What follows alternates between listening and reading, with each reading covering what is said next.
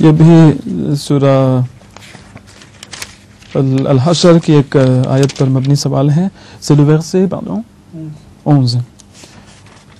وہ ایک دعا کے بارے میں ہے اور وہ یہ ہے کہ ربنا اغفر لنا ولاخواننا الذين سبقونا بالایمان ولا تجعل في قلوبنا غلا للذين آمنوا ربنا انك الرؤوف الرحیم.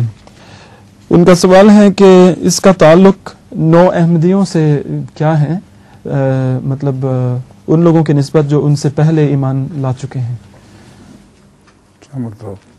میں دوبارہ آیت پڑھ لوں. آیت تو مجھے یاد ہے جی.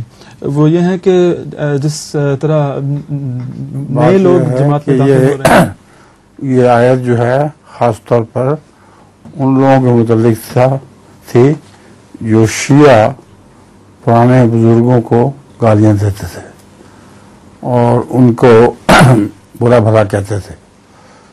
تو ان کے متعلق یہ آیت نازل ہوئی اور ان کے ایک امام نے یہ آیت پڑھ کر استنباط کیا کہ جو ہم سے پہلے ایمان لے آئے ہیں قرآن کریم نے ان کی برائی سے منع فرمایا ہے، اس لیے کوئی ان کی برائی نہ کی جائے.